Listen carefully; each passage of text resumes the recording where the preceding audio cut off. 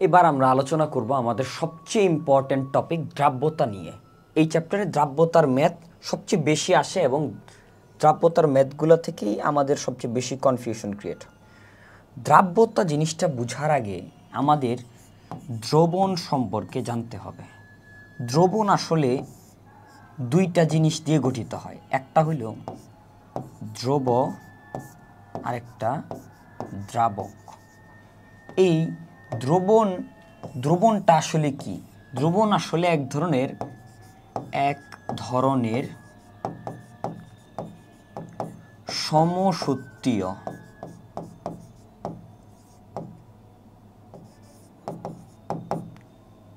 মিশ্রণ, মানে যেখানে তার উপাদানগুলা নিজ নিজ অনুপাতে মিশ্রিত থাকে। এই দ্রবণ এর দুইটা জিনিস মিলে দ্রবণ বানাইতেছে। যেমন ধরো আমি একটা গ্লাসে পানি নিছি, এতটুকু পানি নিছি, আবার এই গ্লাসটার মধ্যে আমি চিনিও নিছি, এই যে এই পরিমাণ চিনি নিছি, ঠিক আছে। এই যে পানি নিছি ধরো 100 ml, চিনি নিছি 10 গ্রাম, আর আমার শরবতটা টোটাল হয়েছে 110 ml।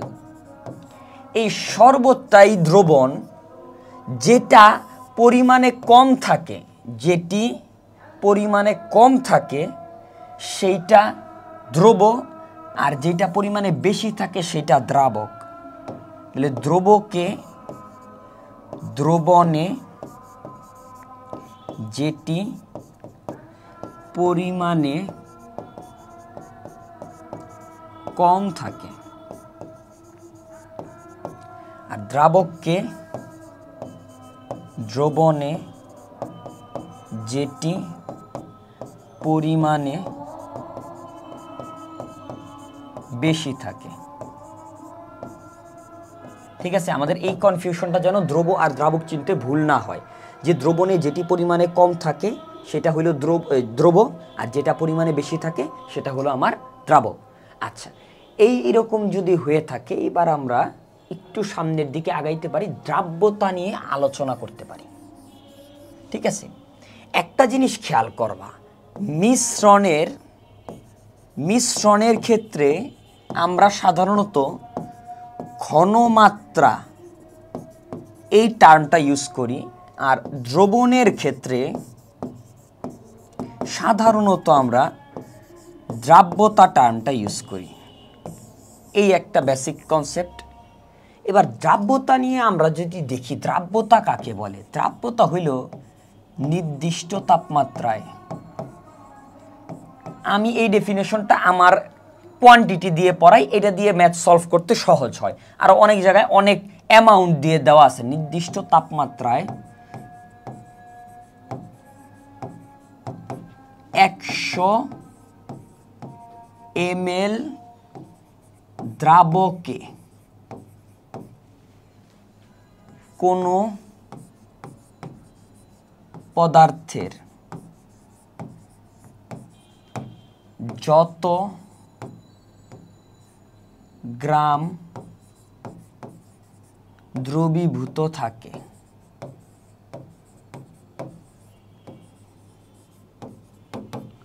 বা থাকতে পারে তাকে ওই পদার্থের দ্রাব্যতা বলে। তোমাকে বলা হইল NaCl এর দ্রাব্যতা কক্ষ তাপমাত্রায়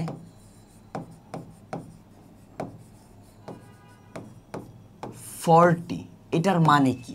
NaCl এর দ্রাব্যতা কক্ষ তাপমাত্রায় 40, এর মানে হইল কক্ষ তাপমাত্রা বা 25 ডিগ্রি সেলসিয়াস তাপমাত্রায় 100 ml পানিতে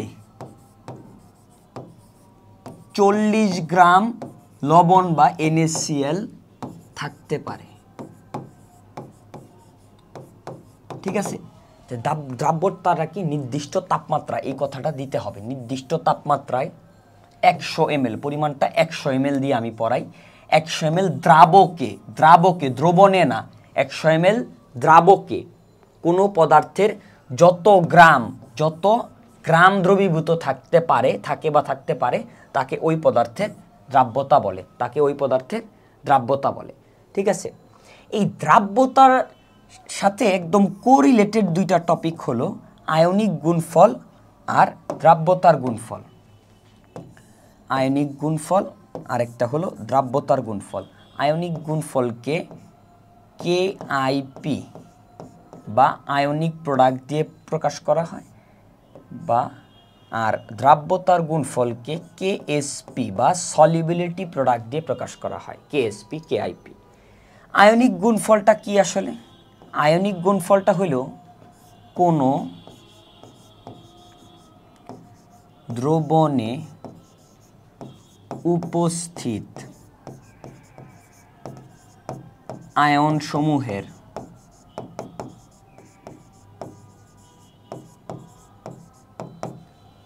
ঘাত সহ মোলার ঘনমাত্রার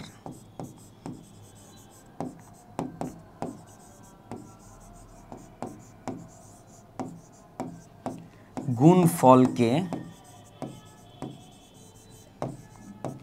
আয়নিক গুণফল বলে।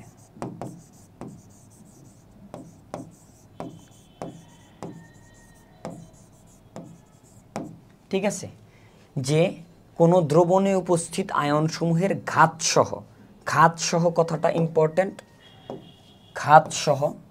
ঠিক আছে, আর এখানে জাস্ট দ্রবণের কথা বলছে, যে কোনো একটা দ্রবণের ক্ষেত্রে হইতে পারে। ঠিক আছে, তাহলে আয়নিক গুণফলটা সাধারণত যে কোনো দ্রবণের ক্ষেত্রে হইতে পারে। ঘাতসহ মোলার ঘনমাত্রার গুণফলকে আয়নিক গুণফল বলতেছে।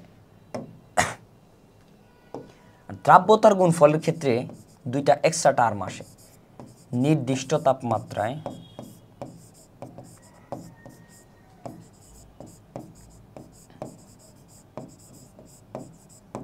কোনো সম্পৃক্ত দ্রবণে,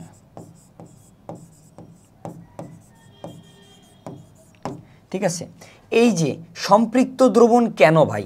সম্পৃক্ত দ্রবণ এইখানে থাকে কথাটা না আমরা ইউজ না করি, এটাই বেটার। সম্পৃক্ত দ্রবণ মানে হইল যে ভাই একটা জায়গায় যতটুকু ক্যাপাসিটি আছে অতটুকু থাকতে পারলে, এই রুমে 10 জনের ক্যাপাসিটি আছে, এই রুমে 10 জন মানুষই থাকলে তারে বলবো আমি সম্পৃক্ত অবস্থা, মানে যতটুকু ক্যাপাসিটি অতটুকুই থাকতে পারলে। তাহলে নির্দিষ্ট তাপমাত্রায় কোনো সম্পৃক্ত দ্রবণে উপস্থিত আয়নসমূহের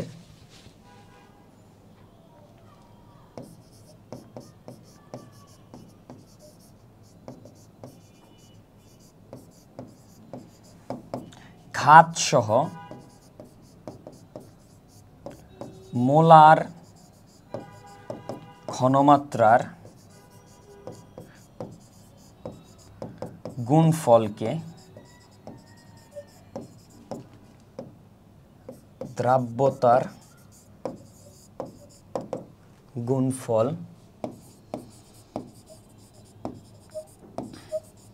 বলে। তাহলে এই জায়গায় নোট করার মতো পয়েন্ট হলো নির্দিষ্ট তাপমাত্রা, কারণ দ্রাব্যতার সূত্রে আমরা তাপমাত্রার প্রভাব পাইছি। কোনো সম্পৃক্ত দ্রবণ আরেকটা গুরুত্বপূর্ণ জিনিস, আর বাকি পুরো সংজ্ঞাটাই সেম, যে আয়নিক গুণফলের ক্ষেত্রে এই জিনিসটা সব দ্রবণের ক্ষেত্রে, আয়নিক গুণফল জিনিসটা সব দ্রবণের ক্ষেত্রে মোটামুটি প্রযোজ্য, সব দ্রবণের ক্ষেত্রে। ঠিক আছে, ক্ষেত্রে। আর এই জিনিসটা দ্রাব্যতার গুণফল, এটা সাধারণত সম্পৃক্ত দ্রবণ নিয়ে আলোচনা করে, ঠিক আছে। একটা জিনিস দেখো, যে আমরা এইখানে যে দেখলাম যে চিনি, পানি আর শরবতের যে আলাপ আলোচনা ছিল, এইখানে একটা জিনিস খেয়াল করো, যে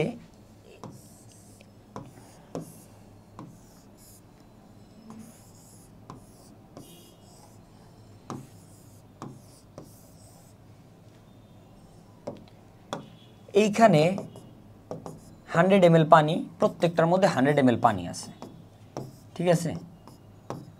আমার কাছে লবণ আছে, লবণ মানে NaCl আছে।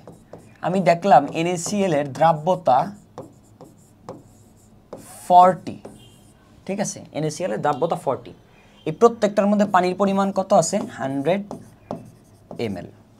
আমি এইখানে এর দ্রাব্যতা 40 মানে হইল এই 100 ml পানি 40 ml লবণকে সম্পূর্ণ দ্রবীভূত করে দিতে পারে। 100 ml পানি 40 ml দ্রবণকে সম্পূর্ণ দ্রবীভূত করে দিতে পারে। এইখানে যদি আমি ধরো 30 গ্রাম লবণ দিলাম, NaCl দিলাম, তো ওর ক্যাপাসিটি হলো 40 গ্রাম, ও 40 গ্রাম পর্যন্ত নিতে পারবে। তাহলে এইটা আরও নেওয়ার ক্যাপাসিটি আছে না? এইটাকে বলে অসম্পৃক্ত দ্রবণ। অসম্পৃক্ত দ্রবণ। এবার এটার মধ্যে না আমি 40 গ্রামই দিলাম, ও নিতে পারে 40 গ্রাম, দিয়েছিও 40 গ্রাম, যা নিতে পারে তাই দিছি। এইটাকে বলে সম্পৃক্ত দ্রবণ।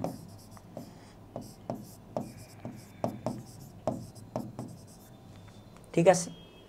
এবার ও নিতে পারে 40 গ্রাম, ওকে আমি এখানে 50 গ্রাম দিয়ে দিছি। ও তো 40 গ্রাম পর্যন্ত দ্রবীভূত করে বাকি 10 গ্রাম নিচে এরকম তলানি আকারে জমায় রাখবে, বাকি 10 গ্রাম দ্রবীভূত করতে পারবে না। একে বলে অতিপৃক্ত বা অধক্ষিপ্ত। অতিপৃক্ত বা অধক্ষিপ্ত দ্রবণ। একে বলে অতিপৃক্ত বা অধক্ষিপ্ত দ্রবণ। তাহলে 3টা টাইপের দ্রবণ হইতে পারে। এর মধ্যে সম্পৃক্ত অবস্থা এইটা, যে নিতে পারে যত, ঠিক আছে। আর যত আমি দিছি এই দুইটার মান সমান হইলে তখন আমি বলবো যে এই অবস্থা। এখন একটা জিনিস বুঝতে হবে যে এইখানে আমি পড়ছি KIP আর KSP। এই KIP দিয়ে আমরা দেখব কি, আর KSP দিয়ে দেখব কি। KSP হইল নিতে পারে যত, আর KIP হইল দিয়েছি যত। তো তোমার KIP এর মান যদি KSP এর চেয়ে বড় হয়, মানে কি তুমি যতটুকু নিতে পারে তার চেয়ে বেশিটুকু দিছ। KSPর মান KIPর মানের চেয়ে যদি ছোট হয়, মানে কি তুমি দিয়েছ কতটুকু, যতটুকু নিতে পারে তার চেয়ে বেশি, তাহলে তুমি ক্যাপাসিটির চেয়ে বেশি দিছ। ক্যাপাসিটির চেয়ে বেশি দেওয়া মানে কি, তোমার এই দ্রবণটা হবে অধক্ষিপ্ত। ওকে। এইবার আরেকটা কেস কি হইতে পারে? 1 নাম্বার কেস এটা। 2 নাম্বার কেস হইতে পারে এই KIPর মান KSPর মানের চেয়ে ছোট হইতে পারে। মানে কি, নিতে পারে 100, তুমি দিছ 30 40, মানে নিতে পারে যত তুমি দিছ তার চেয়ে কম, তার মানে এটা অসম্পৃক্ত দ্রবণ হবে, অসম্পৃক্ত অবস্থা। আচ্ছা, তাহলে 3 number case, last case, KIP equal KSP এর মানে কি, যে নিতে পারে যত তুমি দিছ তত, এটা একটা সম্পৃক্ত দ্রবণ। সম্পৃক্ত দ্রবণ। এই ছিল আমাদের মেইন কেস। তাহলে আমাদের অধক্ষেপ নিয়ে যেই সব ম্যাথ আসে, এই প্রত্যেকটা কেসে, অধক্ষেপ রিলেটেড প্রত্যেকটা কেসে KIPর মান KSPর চেয়ে বড় হইতে হবে। যখন কোশ্চেন থাকবে কত গ্রাম অধক্ষেপ পড়বে, ঠিক আছে। তা আমাদের এই কেস, 3টা কেস একটু যদি আমরা খেয়াল রাখি যে KIP জিনিসটা কি, KSP জিনিসটা কি। KSP রে আমরা মনে রাখবো নিতে পারে যত, আর KIP রে মনে রাখবো দিয়েছি যত, মানে তুমি প্রোভাইড করছো কত, ওই সলিউশনে কতটুকু প্রেজেন্ট আছে, ঠিক আছে, এই দুইটা ইকুয়াল হয়ে গেলে সম্পৃক্ত দ্রবণ। কে আইপির মান বড় হইলে অধক্ষিপ্ত, কারণ তুমি বেশি দিয়ে দিছ। কে আইপির মান ছোট হইলে অসম্পৃক্ত। আরেকটা জিনিস ভাই, অসম্পৃক্ত এই সম্পৃক্ত দ্রবণ বাদে যে কোনো দ্রবণই অসম্পৃক্ত দ্রবণ। এখানে অধক্ষিপ্ত বা অতিপৃক্ত এই দ্রবণটাও একটা অসম্পৃক্ত দ্রবণ, এটাও একটা অসম্পৃক্ত দ্রবণ, এটাও একটা অসম্পৃক্ত দ্রবণ। এই সম্পৃক্ত এই দুইটা কেস আলাদা দেখে বোঝানোর জন্য দুইটার নাম আলাদা।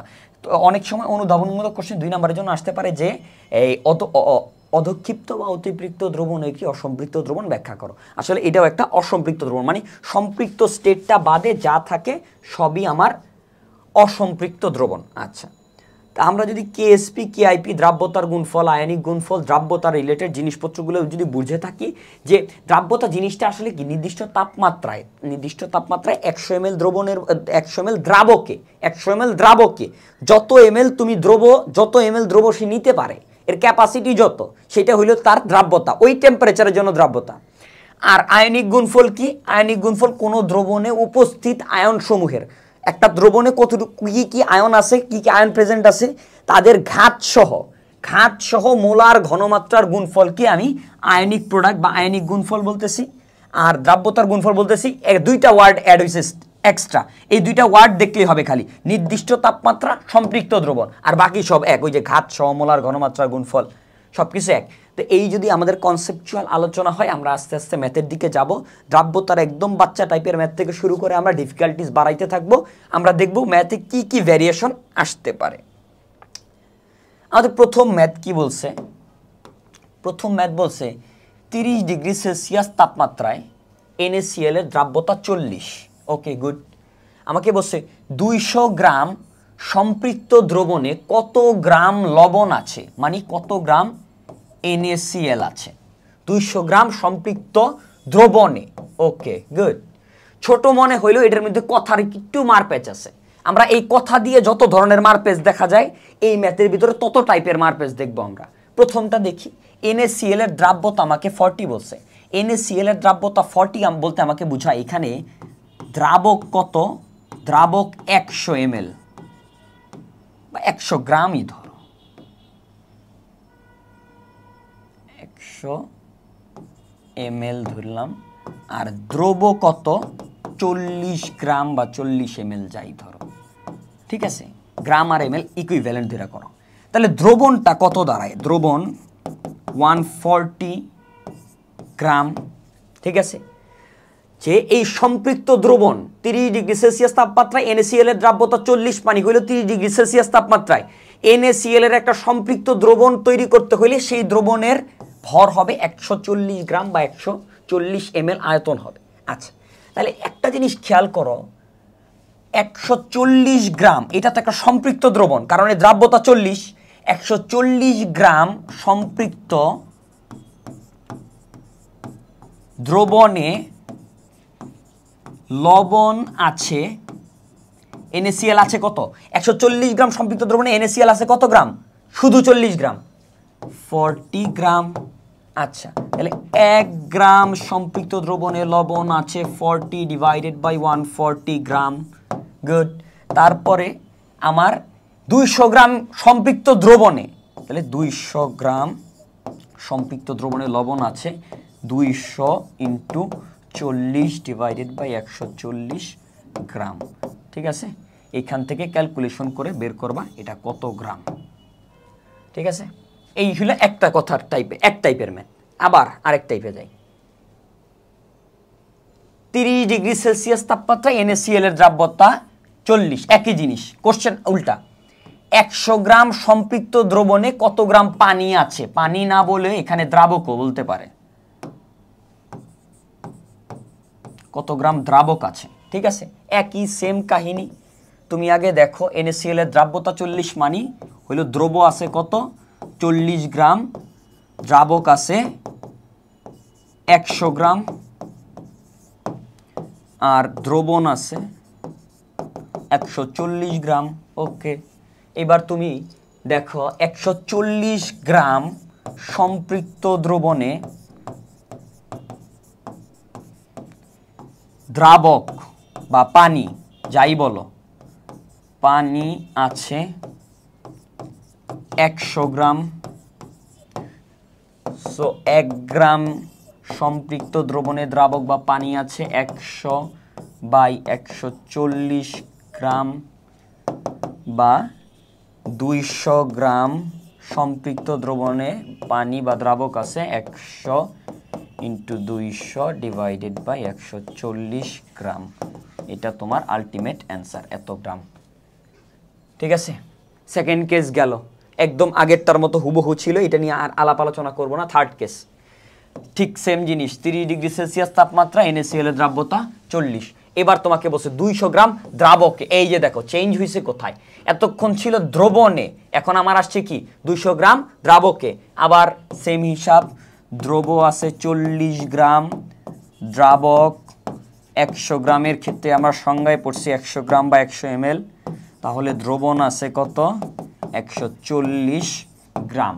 200 গ্রাম দ্রাবকে কত গ্রাম লবণ থাকতে পারে? এখানে দ্রবণের হিসাব আমরা না আনলেও চলতো, দ্রবণের হিসাব না আনলেও চলতো। আমাদের দ্রাব্যতা 40 বলতে কি বুঝাইছে, 100 গ্রাম দ্রাবকে লবণ থাকতে পারে, 100 গ্রাম দ্রাবকে লবণ থাকতে পারে কত 40 গ্রাম। তাইলে 1 গ্রামে কত 40/100 গ্রাম, 200 গ্রাম দ্রাবকে লবণ থাকতে পারে 40 × 200/100, এটা আসবে 80 গ্রাম। ঠিক আছে, 200 গ্রাম দ্রাবকে, কোশ্চেন চেঞ্জ করে দিছে। আচ্ছা 3 নম্বর, 4 নম্বর টাইপ দেখি, সেম জিনিস, NaCl এর দ্রাব্যতা 40, 200 গ্রাম দ্রাবক থেকে কত গ্রাম সম্পৃক্ত দ্রবণ তৈরি করা যায়? দেখো দ্রাবক আগের জায়গায়, দ্রাবকের জায়গায় আছে, কত গ্রাম সম্পৃক্ত দ্রবণ তৈরি করা যায়? Good question. আচ্ছা এবার একটু দেখি, দ্রাব্যতা NaCl এর দ্রাব্যতা 40 মানে কি? NaCl এর দ্রাব্যতা 40 মানে হলো দ্রব আছে 40 গ্রাম, দ্রাবক আছে 100 গ্রাম। তাহলে সম্পৃক্ত দ্রবণটা কত গ্রামের হবে? সম্পৃক্ত দ্রবণ হবে 140 গ্রামের। ওকে, 140 গ্রাম সম্পৃক্ত, 100 গ্রাম দ্রাবক থেকে সম্পৃক্ত দ্রবণ তৈরি করা যায় 140 গ্রাম। তাহলে 200 গ্রাম দ্রাবক থেকে কত গ্রাম করা যাবে? সোজা জিনিস, মুখে মুখে, 100 গ্রাম দ্রাবক থেকে সম্পৃক্ত দ্রবণ তৈরি করা যায় কত গ্রাম? 140 গ্রাম সম্পৃক্ত দ্রবণ তৈরি করা যায়। সুতরাং 200 গ্রাম দ্রাবক থেকে 280 গ্রাম সম্পৃক্ত দ্রবণ তৈরি করা যাবে। ঠিক আছে, আচ্ছা কথার মার পেজ দেখতে হবে, বুঝতে হবে। সেম জিনিস, NaCl এর দ্রাব্যতা 40, এইবার 200 গ্রাম লবণকে দ্রবীভূত করতে কত গ্রাম পানির প্রয়োজন? Good question. আচ্ছা দ্রাব্যতা 40 মানে আমরা জানি কি, দ্রব 40 গ্রাম আর দ্রাবক 100 গ্রাম। ওকে, তাহলে আমি বলতে পারি না যে 40 গ্রাম লবণকে দ্রবীভূত করতে পানি লাগে কত গ্রাম? 40 গ্রাম দ্রবণকে দ্রবীভূত করতে পানি লাগে 100 গ্রাম। ওকে, সুতরাং 1 গ্রাম লবণকে দ্রবীভূত করতে পানি লাগে 100 / 40 গ্রাম। ওকে, তার মানে আমি যদি বলি এখানে 200 গ্রাম লবণকে দ্রবীভূত করতে পানি লাগে 100 × 200 / 40 গ্রাম, যেটা আসবে এটাই অ্যান্সার, এত গ্রাম পানি লাগে। ঠিক আছে, আচ্ছা এইরকম যদি হয়ে থাকে তাহলে আমরা এই প্যাটার্নের আরেকটা ম্যাথ দেখি। সেম প্যাটার্নের 200 গ্রাম লবণ থেকে কত গ্রাম সম্পৃক্ত দ্রবণ তৈরি করা যায়? 200 গ্রাম লবণ থেকে একবারে ডাইরেক্ট লিখে দিব যে 40 গ্রাম লবণ থেকে 140 গ্রাম সম্পৃক্ত দ্রবণ বানানো যায়, তৈরি করা যায়। সো 1 গ্রাম লবণ থেকে 140/40 গ্রাম, সুতরাং 200 গ্রাম লবণ থেকে 140 × 200 / 40 গ্রাম সম্পৃক্ত দ্রবণ তৈরি করা যায়। যেটা আসবে সেটাই আমাদের আলটিমেট অ্যান্সার। ঠিক আছে, মানে কথার ওয়ার্ডের মারপ্যাচ বুঝতে হবে। ঠিক আছে, আমরা এবার নতুন একটা ম্যাথে চলে আসছি যে 30 ডিগ্রি সেলসিয়াস তাপমাত্রায় 200 গ্রাম লবণ আছে। 30 ডিগ্রি সেলসিয়াস তাপমাত্রায় 200 গ্রাম দ্রবণে 40 গ্রাম লবণ আছে। ওই তাপমাত্রায় তার দ্রাব্যতা কত হবে? ওকে, গুড, ভেরি গুড। তা আমরা কি জানি একটা নির্দিষ্ট তাপমাত্রায় 100 গ্রাম দ্রবণে কতটুকু আছে? এখন 200 গ্রাম দ্রবণে লবণ আছে 40 গ্রাম, এর মানে হইল 200 - 40 বা 160 গ্রাম দ্রাবকে লবণ আছে 40 গ্রাম। সুতরাং কত গ্রাম দ্রাবকে? 200 গ্রাম দ্রাবকে। 200 গ্রাম দ্রাবকে আমাকে দ্রাব্যতা বের করতে বলছে। দ্রাব্যতা কি? 100 গ্রাম দ্রাবকে লবণ আছে 40 × 100 / 160, এটা আসবে খুব সম্ভবত 25 গ্রাম। ঠিক আছে, তো আমাদের এইখানে এই যে এটা দ্রবণ হবে, হ্যাঁ, দ্রবণে। ঠিক আছে, এই দ্রবণ কথাটাতে আমাদের কনফিউজ হওয়া যাবে না। আমরা কিন্তু দ্রাব্যতা হিসাব করি দ্রাবকের হিসাবে, দ্রাবকের পার্সপেক্টিভে। আমাদের পার্সপেক্টিভ ঠিক রাখতে হবে। আচ্ছা, গুড। আমাকে বলছে 90 ডিগ্রি সেলসিয়াস তাপমাত্রায় 200 গ্রাম সম্পৃক্ত দ্রবণকে 20 ডিগ্রি সেলসিয়াস তাপমাত্রায় ঠান্ডা করা হলে কত গ্রাম দ্রব অধক্ষিপ্ত হবে? আচ্ছা আচ্ছা, এবার তুমি তাপমাত্রা বাড়াইলে সবসময় মনে রাখবা, তাপমাত্রা বাড়াইলে দ্রাব্যতা বাড়ে। হ্যাঁ,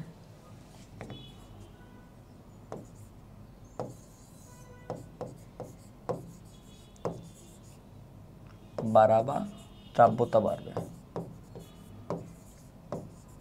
ম্যাক্সিমাম পদার্থেরই। ঠিক আছে, আর তাপমাত্রা কমাইলে দ্রাব্যতা কমে। আয়নিক যৌগের ক্ষেত্রে এগুলা বেশি কার্যকর আর কি। আচ্ছা, আমাকে 90 ডিগ্রি সেলসিয়াস তাপমাত্রা একটা কেস দিছে। এই 90 ডিগ্রি সেলসিয়াস তাপমাত্রা বলছে দ্রাব্যতা 70। এর মানে কি? দ্রব কত? দ্রব 70 গ্রাম। দ্রাবক কত? দ্রাবক তো 100 গ্রাম সব সময়। আর দ্রবণ কত? দ্রবণ হইল 170 গ্রাম। এই একটা সিনারিও। আবার এইখানে বলছে 20 ডিগ্রি সেলসিয়াস তাপমাত্রায় দ্রাব্যতা 20। ঠিক আছে, তো 20 ডিগ্রি সেলসিয়াস তাপমাত্রায় দ্রাব্যতা 20 বলতে বোঝায় দ্রব 20, দ্রাবক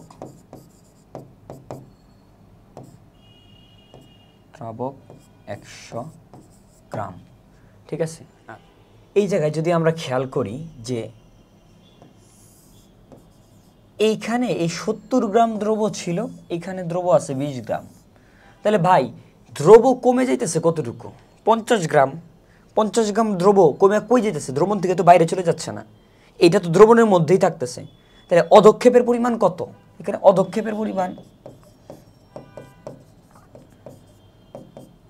50 গ্রাম। 70 - 20। তাহলে আমি বলতে পারি যে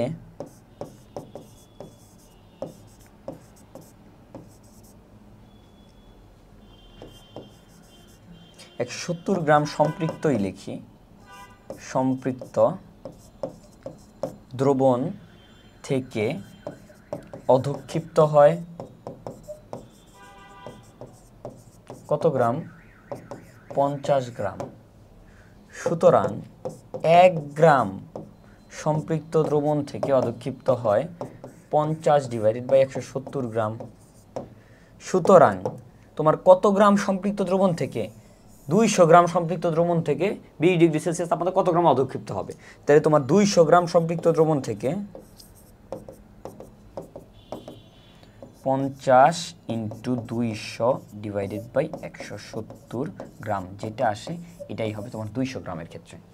ঠিক আছে, তোমার দুইটা সিনারিও এরকম দেওয়া থাকলে দুইটা সিনারিও দেখবা, এই একটা সিনারিও, এই একটা সিনারিও, দুইটা সিনারিও দেখবা, দ্রাব্যতা থেকে এই দুইটা জিনিস হিসাব করবা, ভুলেও একটা জিনিস করবা না।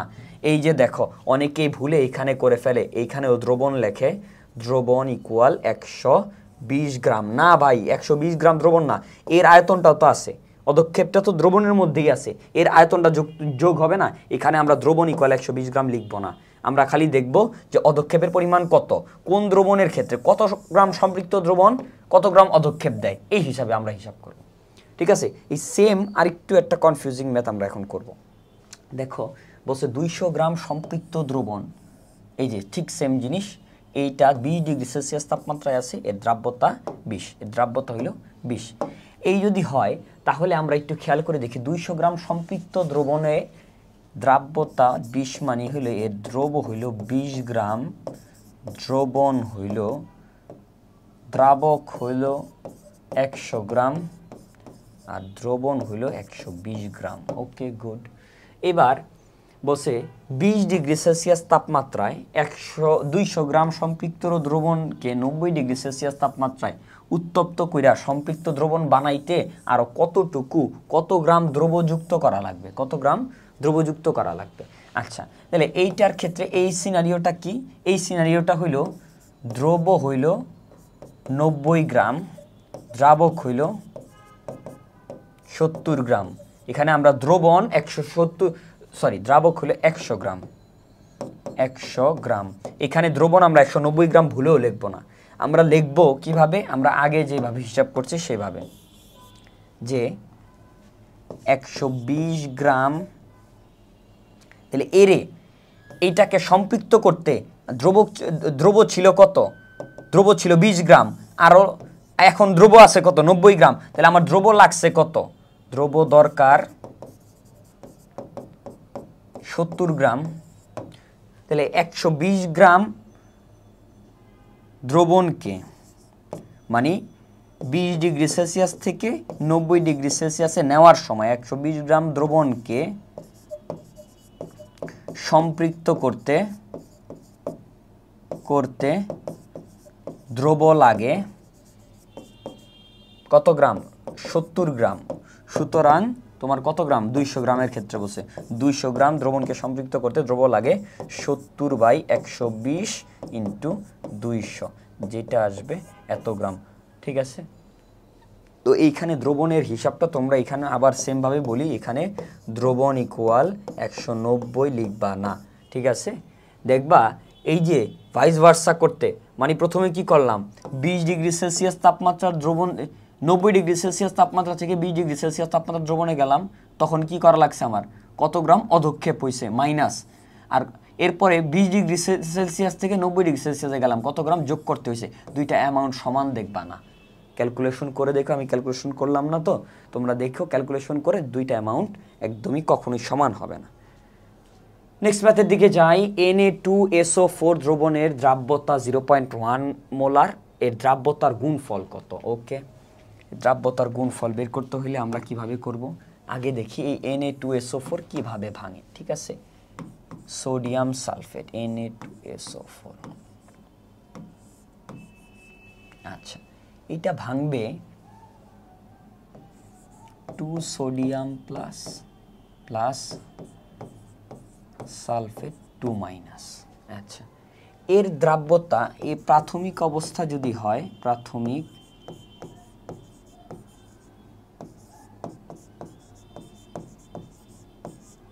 এর দ্রাব্যতা 0.1 মোলার, আর এদের 0.0, আর সাম্যাবস্থা বা ধরো শেষ অবস্থা, সাম্যাবস্থা এটা তো একমুখী বিক্রিয়া, এর সাম্যাবস্থায় এর শেষ অবস্থা, এর সাম্যাবস্থায় এর শেষ অবস্থা বা শেষ অবস্থা যাই বলো, শেষ অবস্থা, এটা হয়ে যাবে 0, এটা হয়ে যাবে 0.1 ইন্টু 2, আর এটা হয়ে যাবে 0.1। আচ্ছা, এইরকম যদি হয় তাহলে এর কি বের করতে বলছে, দ্রাব্যতার গুণফল।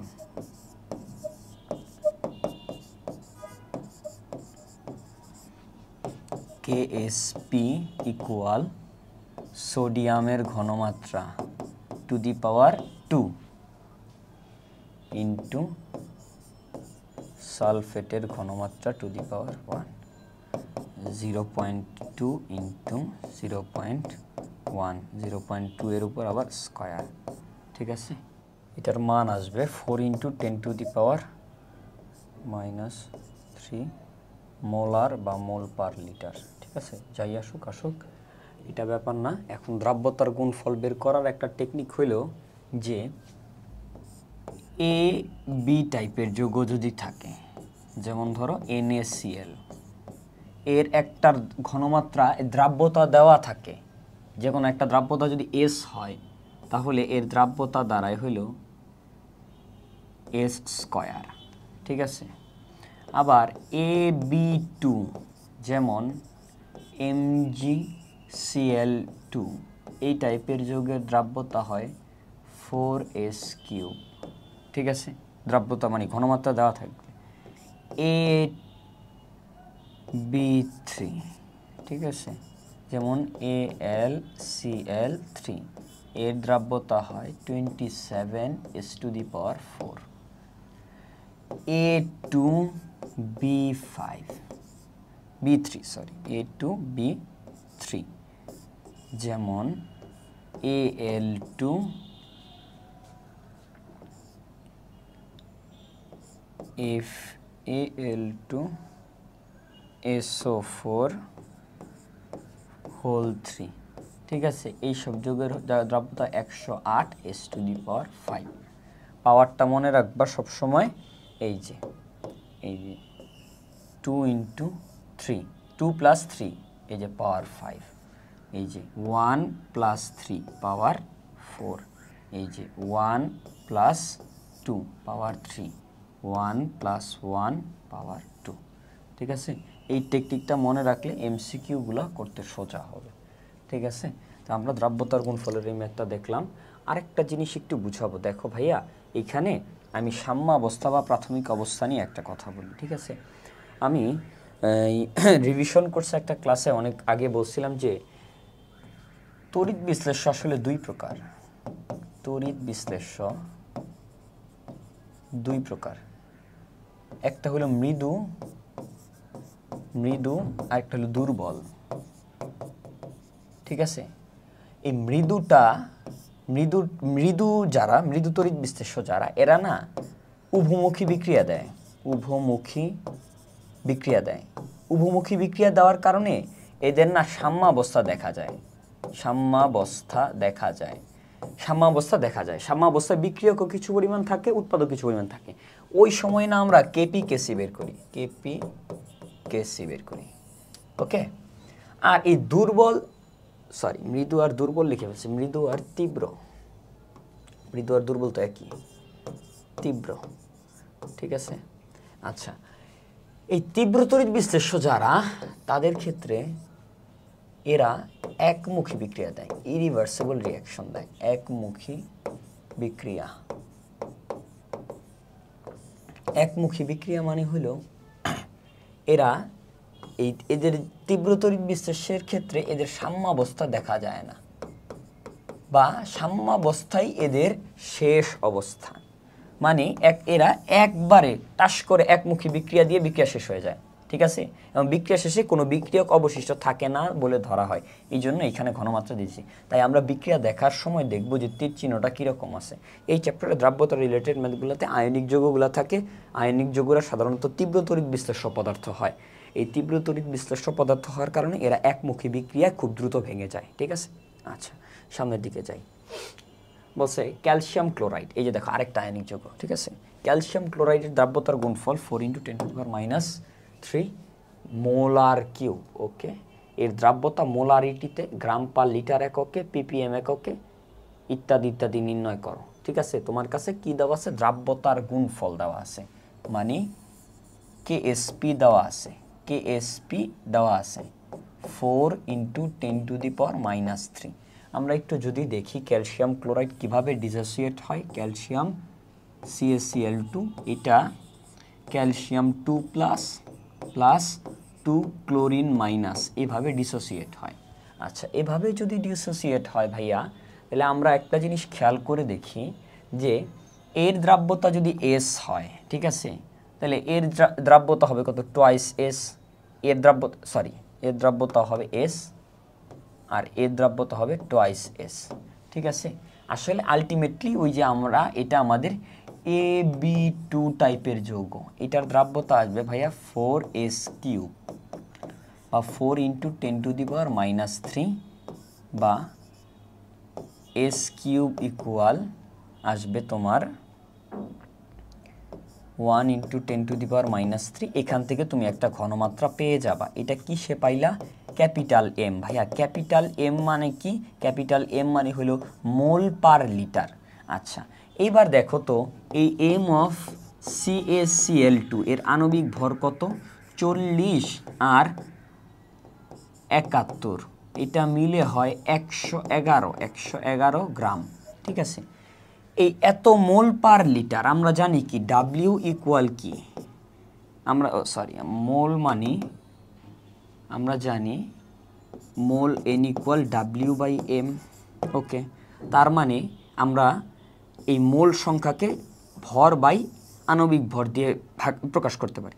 এখন এই ঘনমাত্রা হইল মোল পার লিটার, ঠিক আছে। এই পার লিটার যদি থেকে যায়, তাহলে এইটাকে আমি গ্রাম পার লিটারে নিতে হইলে আণবিক ভর দিয়ে গুণ করলেই হয়, 111 গ্রাম পার লিটার চলে আসে, ঠিক আছে।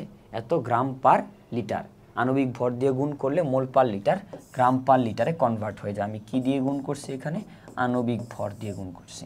আচ্ছা, এবার বসে ppm এককে কত, ppm এককে ঘনমাত্রা কত, ppm এককে ঘনমাত্রা কি ভাইয়া, ppm হলো milligram per litre, ppm equal milligram per litre, আর ppb পার্টস পার বিলিয়ন, এটা মাইক্রোগ্রাম পার লিটার, ঠিক আছে।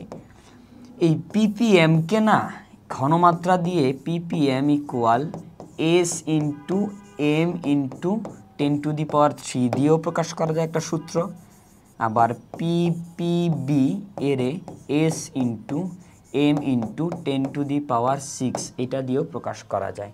তুমি এইটাকে 10⁻³ দিয়ে গুণ করলেই হবে, কারণ তুমি s কে ঘনমাত্রাকে অলরেডি আণবিক ভর দিয়ে গুণ করে ফেলছো, গ্রাম পার লিটারে পেয়ে গেছো। এইটাকে যদি তুমি বক্স × 111 × 10⁻³ করলেই তুমি এটা এত ppm পেয়ে যাবে, বা এটাকে মিলিগ্রাম পার লিটারও তুমি বলতে পারো, ঠিক আছে। সোজা একটা ম্যাথ ছিল। আমরা এই যে এই প্যাটার্নগুলো মনে রাখতে পারলেই, দ্রাব্যতার গুণফলের ম্যাথগুলা রিচেক করতে পারবো, অ্যান্সার ভুল হবে না ইনশাআল্লাহ। আচ্ছা, এইবার আসছে আমাদের সেই কাঙ্ক্ষিত অধক্ষেপের ম্যাথ। আচ্ছা, অধক্ষেপের ম্যাথ যদি আসে, এবার আমরা একটু দেখব। আচ্ছা, আমাদের নেক্সট ম্যাথটা বলছে 0.2 মোলার অ্যালুমিনিয়াম সালফেট দ্রবণে অধক্ষেপ পড়বে কি, এই দ্রবণের KSP-র মান দেওয়া আছে। আচ্ছা, 0.2 মোলার অ্যালুমিনিয়াম সালফেটের আসলে কিভাবে ডিসোসিয়েট হয়, Al2SO4 এইটা আয়নিক যৌগ একমুখী বিক্রিয়া দিবে, একমুখী বিক্রিয়া দিয়ে কিসে পরিণত হবে, এইটা অ্যালুমিনিয়াম 2 অ্যালুমিনিয়াম 3+ প্লাস 3 সালফেট 2-, ঠিক আছে। বলছে দ্রবণে অধক্ষেপ পড়বে কি, আমি দেখো এই যে এইখানে এস এর মান দেওয়া আছে কত, ঘনমাত্রা 0.2 মোলার, এটা কি টাইপের যৌগ, A2B3 টাইপের যৌগ, ঠিক আছে। তাহলে এর আয়নিক গুণফল KIP-টা কত হবে, এই যে 100, তুমি এইখানে এই যে 2s প্রাথমিক অবস্থার এইখানে যদি ওইটা ধরে করতে পারি আমি, যে প্রাথমিক অবস্থা এটা হইল প্রাথমিক অবস্থা, এটা s, তাহলে এটা হবে 2s, আর এটা হবে 3s, এটা হবে 0 0। আচ্ছা, এটা প্রাথমিক অবস্থা, এটা s, এটা হবে 0, এটা হবে 0। আর সাম্যাবস্থায় এটা হবে 0, কারণ এটা একমুখী বিক্রিয়া শেষ হয়ে যাবে। এটা হবে 2s, এটা হবে 3s। সব কিছু হিসাব করে তুমি দেখবা 108 s⁵ পাবা। ঠিক আছে, এখন কেআইপির মান তুমি 108 s⁵ করলে আসে 108 s⁵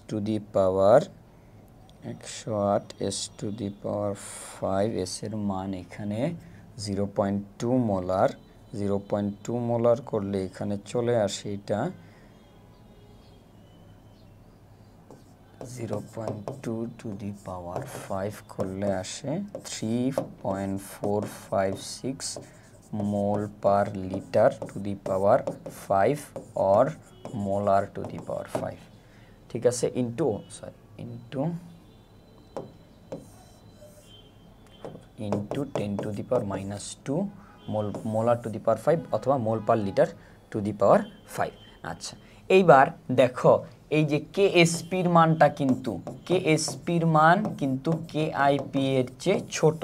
এর মানে এইখানে এই দ্রবণে অধক্ষেপ পড়বে। ঠিক আছে, তো এই হইলো, আমরা এটাকে তুমি এভাবেও করতে পারো। আবার তুমি এইখানে ঘনমাত্রা এই 2 × 0.2, এটাতে 0.4 আসবে, এটা 3 × 0.2 0.6 আসবে, ওইভাবেও করতে পারো, কিন্তু এইটা রং ওয়ে না। ঠিক আছে, এটা নিয়ে ভয় পাওয়ার কিছু নাই। এইভাবে আমরা করলে অঙ্কটা একটু শর্ট হয়। ঠিক আছে, আচ্ছা, আমরা নেক্সট ম্যাথের দিকে যদি খেয়াল করি, যে আমাদেরকে বলছে এই নেক্সট ম্যাথটা একটু ডিফারেন্ট, একটু বড় টাইপের একটা ম্যাথ।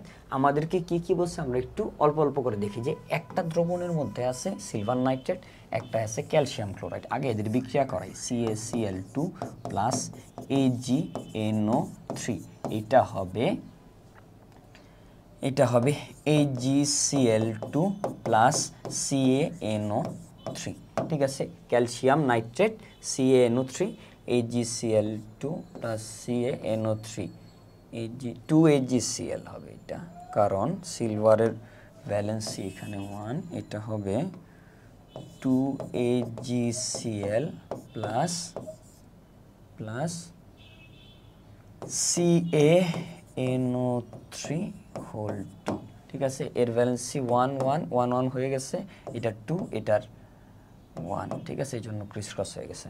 আচ্ছা, এইবার এই দুইটা অধক্ষেপ, এই দুইটার আবার কেএসপির মান দেওয়া আছে আমার।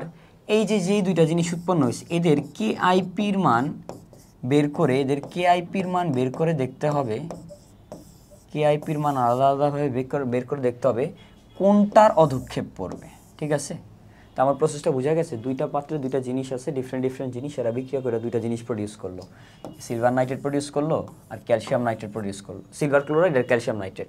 দুইটার কেআইপি বের করবো আমরা। কেআইপি বের করে আমরা দেখবো যে কেএসপি কেআইপির তুলনায় কীরকম, কোনটার অধক্ষেপ পড়বে। ঠিক আছে, এবার যদি ভাইয়া আমরা প্রত্যেকটা যৌগকে আলাদা আলাদা করে দেখি, যেমন ধরো এই যে সিলভার নাইট্রেট, এই সিলভার নাইট্রেট কিভাবে ভাঙে?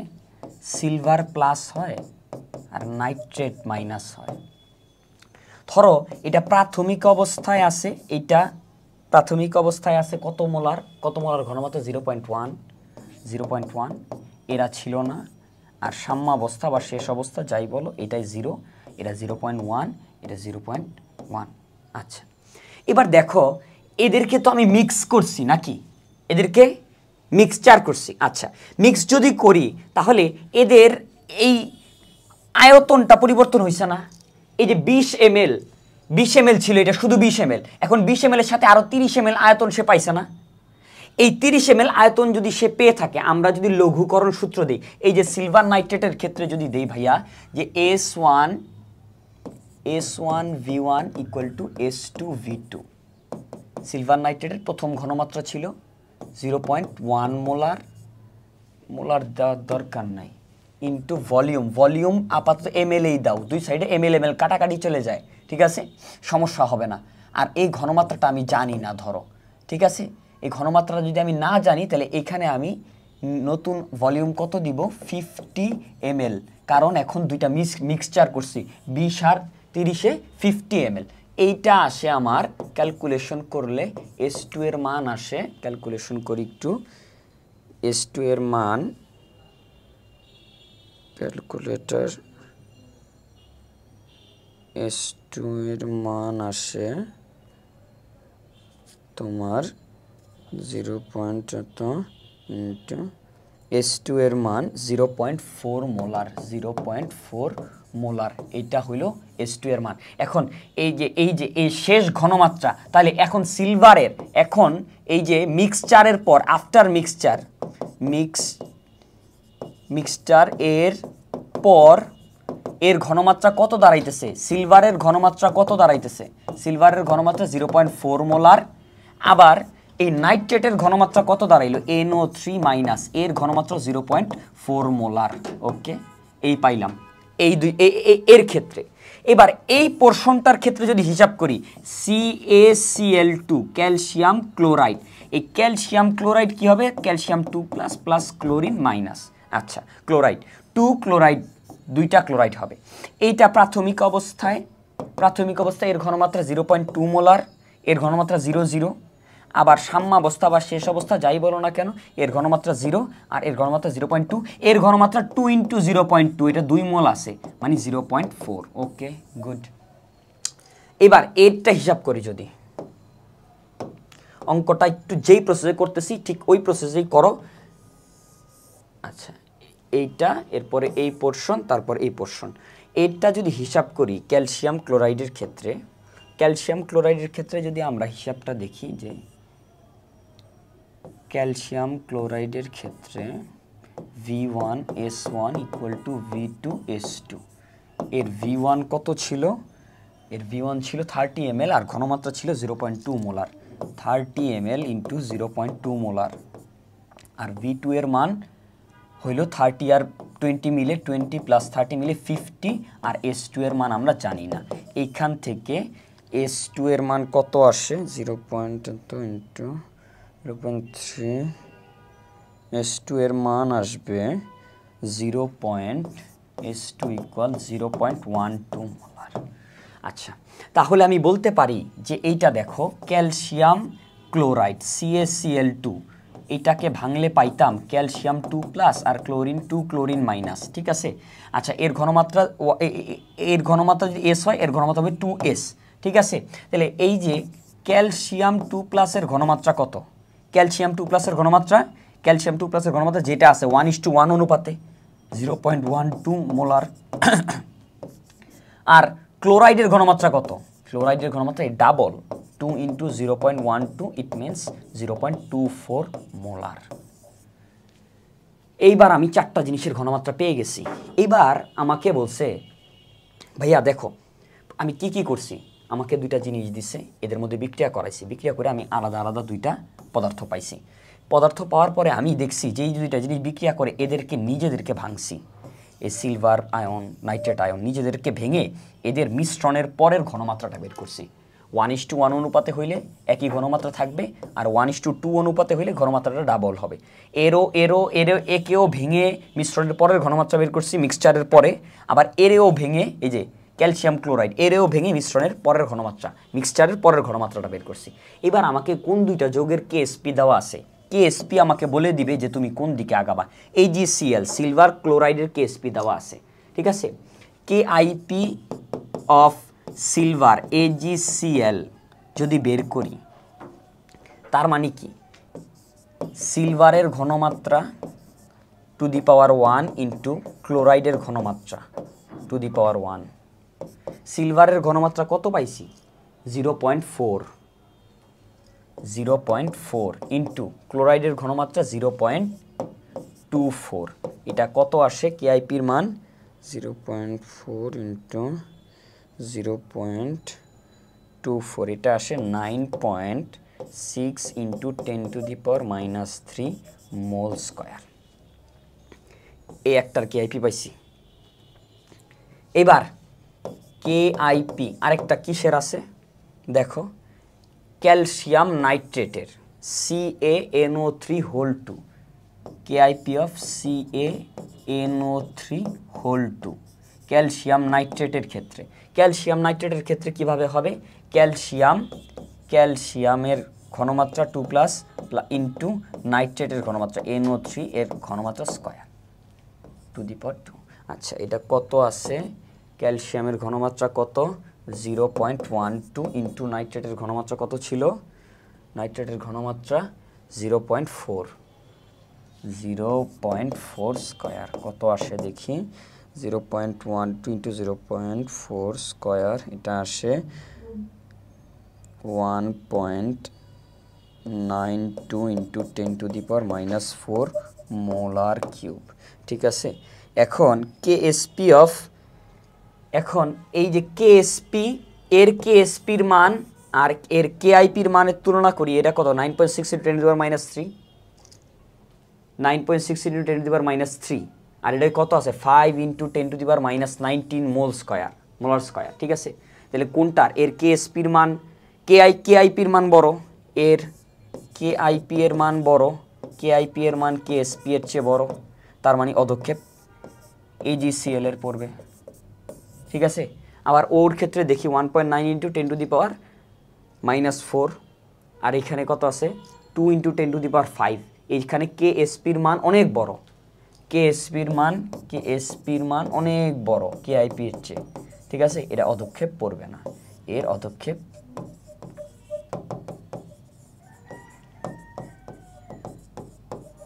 ঠিক আছে। এই ছিল আমাদের ম্যাথ। এই ম্যাথটা একটু বড়, ঠিক আছে, একটু বড় হইলেও মানে একটু টেকনিক খাটায় করতে পারলে ম্যাথটা আশা করি সমস্যা হবে না। যে দুইটা জিনিস, যাদের কেএসপি দেওয়া আছে তোমার টার্গেট থাকতে হবে তাদের কেআইপি বের করার। এখন তাদের কেআইপি বের করতে হলে তাদের ঘনমাত্রা লাগবে। দেখো প্রসেসটা দেখো, যাদের কেএসপি দেওয়া থাকবে তোমার টার্গেট তার কেআইপি বের করা, তুলনা করা, তাহলেই বুঝবা তুমি অধক্ষেপ পড়বে কিনা। এখন যাদের কেএসপি দেওয়া আছে তাদের কেআইপি তুমি বের করতে চাইলে তোমার ঘনমাত্রা লাগবে। ঘনমাত্রা বের করতে চাইলে তোমার লঘুকরণ সূত্র দেওয়া লাগবে, কারণ তুমি দুইটাকে মিশাইছো। ভলিউম আর আগের ভলিউম নাই, এটারও 20 ml নাই, এটারও 30 ml নাই, দুইটার ক্ষেত্রে 50 ml হয়ে গেছে। ঠিক আছে, নতুন ভলিউমে যাও, নতুন ভলিউমে যে এইটার নতুন ঘনমাত্রা বের করো, কোনটা কত মোল আছে, কোনটা মোল অনুযায়ী ঘনমাত্রা বের করো, তারপরে কেআইপি বের করো, কেআইপি বের করে তুলনা করো। মানে মূল কথা হইলো তোমার যে তুমি যার কেএসপি দেওয়া আছে, কেএসপি দেয়া, তার কেআইপি বের করো। এবার তার কেআইপি বের করতে লাগবে কি? ঘনমাত্রা। ঘনমাত্রার সাথে ঘনমাত্রা বের করতে কি লাগবে? লঘুকরণ সূত্র। এই প্রসেসে অঙ্ক করো, যত বড় অঙ্ক হোক ইনশাল্লাহ সমস্যা হবে না।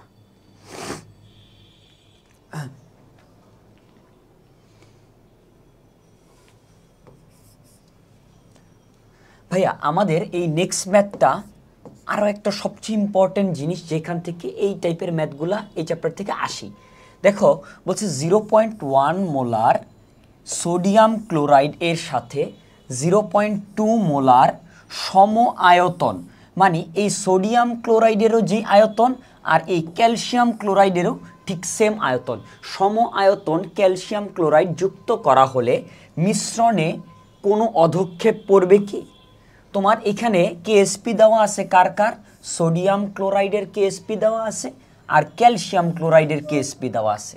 ঠিক আছে, আমরা তাহলে সোডিয়াম ক্লোরাইডের আমাদের টার্গেট কি থাকবে? সোডিয়াম ক্লোরাইডের কেআইপি বের করা, আর টার্গেট থাকবে এই যে ক্যালসিয়াম ক্লোরাইডের কেআইপি বের করা। তারপরে অধক্ষেপ তুলনা করলে, কেআইপি কেএসপি তুলনা করলে আমরা বুঝতে পারবো অধক্ষেপ পড়বে কি না। আচ্ছা, আমরা শুরুতে এটা ভাঙে। সোডিয়াম ক্লোরাইড, এটা একমুখী বিক্রিয়া দিবে, সোডিয়াম প্লাস আর ক্লোরাইড মাইনাস প্রডিউস করবে। আবার এটা প্রাথমিক অবস্থায় এর এর ঘনমাত্রা হইল 0.1 মোলার, এটা 0, এটা 0।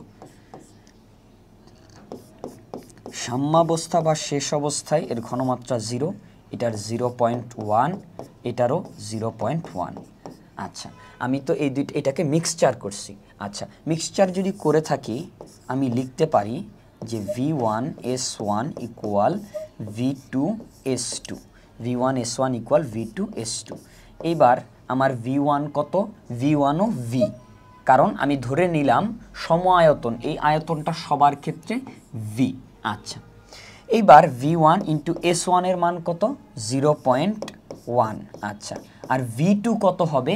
তুমি একটা এই যে একটা পাত্রে আছে ভি আয়তনের সোডিয়াম ক্লোরাইড, আরেকটা পাত্রে আছে ভি আয়তনের ক্যালসিয়াম ক্লোরাইড। এই দুইটাকে এক করলে যেই পাত্র পাবা সেই পাত্রের আয়তন কত হবে? 2V হবে।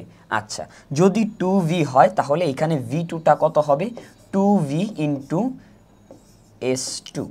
এবার আমি S2 কত বের করব? S2 ইকুয়াল এই যে VV কাটাকাটি 0.1 ডিভাইডেড বাই 2, এটা আমরা পাবো 0.5। আচ্ছা, এইবার এটা আমরা পাবো 0.05 মোলার। আচ্ছা, এবার খেয়াল করো, আমরা যদি ক্যালসিয়াম ক্লোরাইডের ক্ষেত্রে চিন্তা করি, CaCl2, এটা ভেঙে ক্যালসিয়াম 2+ হবে প্লাস 2 ক্লোরাইড মাইনাস হবে।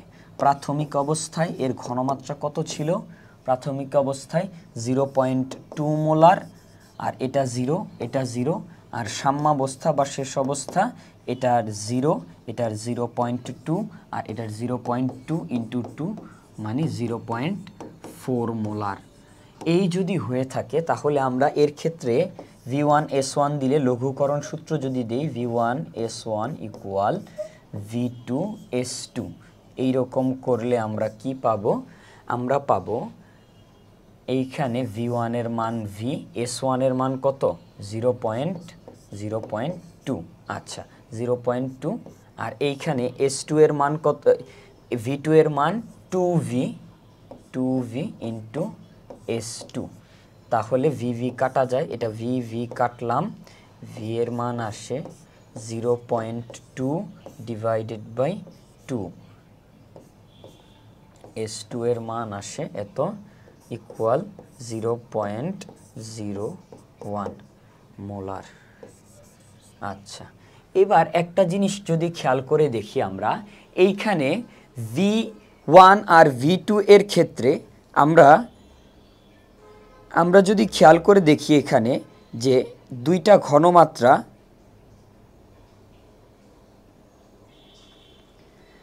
দুইটা দ্রবণেই দেখো এইখানে আছে সোডিয়াম ক্লোরাইড, এখানে আছে ক্যালসিয়াম ক্লোরাইড। দেখো দুই জায়গায় কিন্তু তোমার এই ক্যালসিয়াম আর সোডিয়াম বাদ দিলে দুই জায়গায় একটা কমন আয়ন থাকে, এটা হলো ক্লোরাইড। এখন ক্লোরাইডের ঘনমাত্রা এর ক্ষেত্রে একরকম, আবার ক্লোরাইডের ঘনমাত্রা এই যে এই দ্রবণের ক্ষেত্রে আবার আরেক রকম, সম আয়ন প্রভাবের কারণে। এখন এই ঘনমাত্রাটার কার? এই ঘনমাত্রাটা সোডিয়াম আর ক্লোরিনের, আবার এই ঘনমাত্রাটা কার? ক্যালসিয়াম আর ক্লোরিনের। ঠিক আছে, এখন আমাদের এইখান থেকে আমরা বলতে পারি কি, যে মিশ্রণের পরে সোডিয়াম প্লাসের ঘনমাত্রা 0.05 মোলারই থাকবে। আবার আরও একটা জিনিস বলতে পারি যে এইখানে যে মিশ্রণের পরে ক্যালসিয়াম 2+ ঘনমাত্রা কত? 0.01 মোলার হবে। এই যদি হয়, এখন বাকি থাকলো আমাদের ক্লোরিনের ঘনমাত্রা। ক্লোরিনের ক্ষেত্রে আমরা দুইটা ঘনমাত্রা পাইতেছি। এখন ক্লোরিনের ক্ষেত্রে এই দুইটার ক্ষেত্রে আবার একসাথে একটা লঘুকরণ সূত্র দিব আমরা যদি একটু দেখি, আমরা যদি এবার সম আয়নের ক্ষেত্রে দেখি, সম আয়ন এখানে ক্লোরাইড, এই ক্লোরাইডের ক্ষেত্রে যদি হিসাবটা করি, দেখো ক্লোরাইডের দুইটা ঘনমাত্রা ছিল V1S1 plus V2S2 equal S prime V prime ধরো। ঠিক আছে, প্রথম ঘনমাত্রা কি ছিল? এখানে ক্লোরিনের প্রথমে আদি ঘনমাত্রা 0.1 এক জায়গায়, আরেক জায়গায় এই যে 0.4, এইটা 0.1 হবে, এটা 0.01 না 0.1, এই ভুল কিভাবে হইল? আচ্ছা ঠিক আছে, এটা 0.1 হবে। আচ্ছা, এবার যদি আমরা খেয়াল করি, দেখো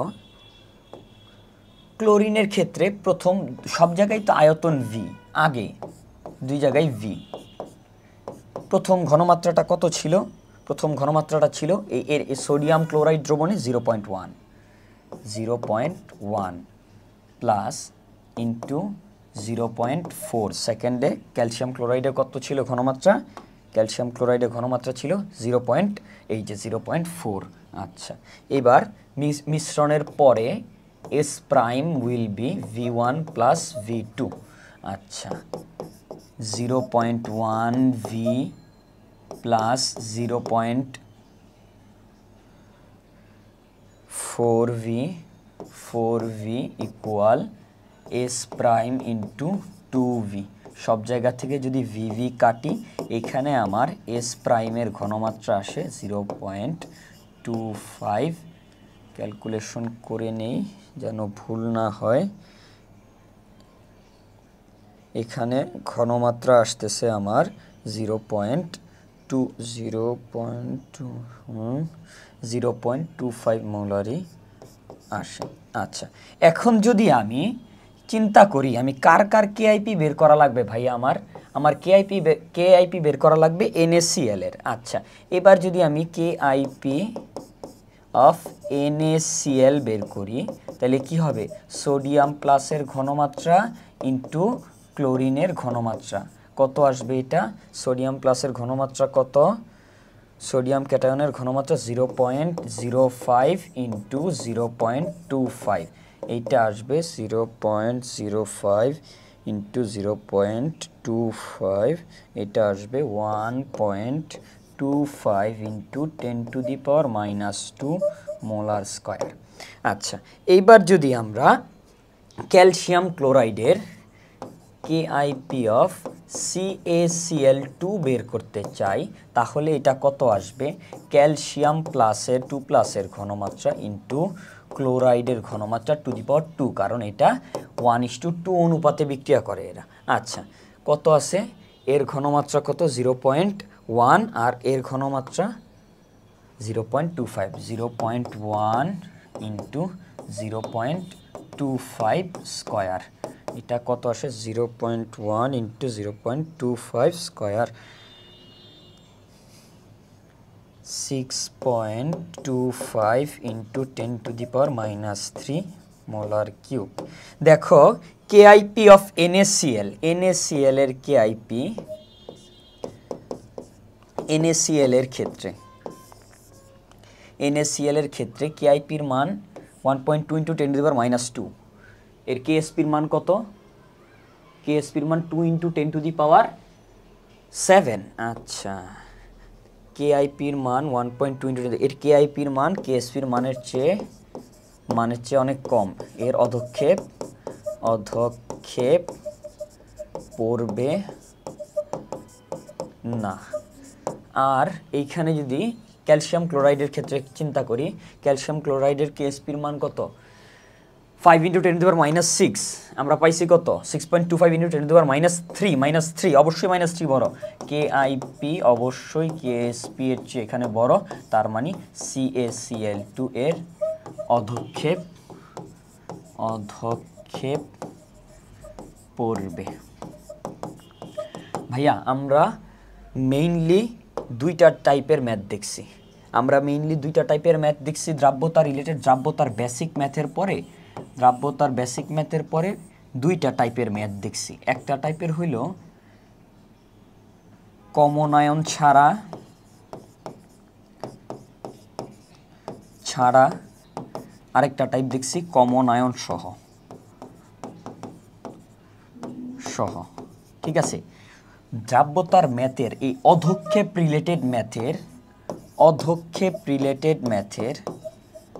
রিলেটেড ম্যাথে সবার আগে দেখবা যার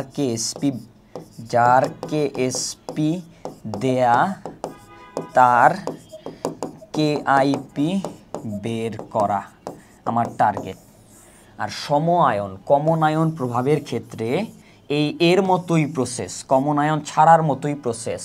এগুলো হলো আনকমন আয়নগুলার ক্ষেত্রে খালি এইটা ছাড়া প্রসেস। তারপরে শেষে কমন আয়নের জন্য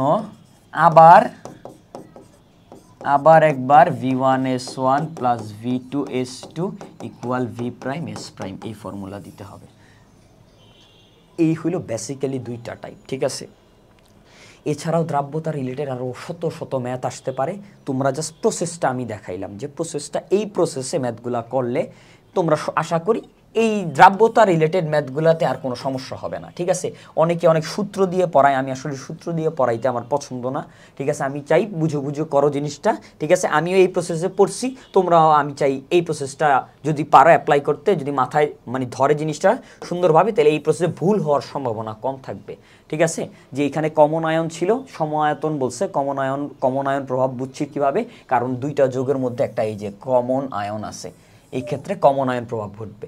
এই যে এই যৌগটাকে ভাঙছি, এই যৌগটার ঘনমাত্রা নিছি, এই যৌগটার মধ্যে একবার লঘুকরণ মারছি, আবার এই যৌগটাকে ভাঙছি, এই যৌগটার এই যে ঘনমাত্রা নিছি, এর মধ্যে একবার লঘুকরণ মারছি, মারার পরে আনকমন যে দুইজন সোডিয়াম আর এই যে সোডিয়াম আর ক্যালসিয়াম, এই দুইজনের ঘনমাত্রা দুইটা বের করছি, এই যে 0.05 আর 0.1 মোলার। এইবার কমনকে নিয়ে খেলাধুলা হয়েছে। এই যে কমনের ক্ষেত্রে, এই যে আয়ন প্রভাবের ক্ষেত্রে আমরা এইখানে কমনের ঘনমাত্রাটা, আলটিমেট ঘনমাত্রাটা বের করছি, তারপরে কেআইপি যার চাইছে কেআইপি বের করে কেএসপির সাথে তুলনা করছি, বুঝছি কার অধক্ষেপ পড়বে কার অধক্ষেপ পড়বে না। আমরা একদম বর্ণালী থেকে শুরু করে দ্রাব্যতা পর্যন্ত বেসিক ম্যাথগুলা একটু করে কমপ্লিকেশনস বাড়ায় দেখার চেষ্টা করছি। ঠিক আছে, এছাড়া এই টাইপ ছাড়া আরও অল্প কিছু টাইপ থাকতে পারে। ঠিক আছে, কিন্তু ম্যাক্সিমাম পরীক্ষায় এই টাইপের ম্যাথগুলোই আমরা বেশি দেখতে পাই।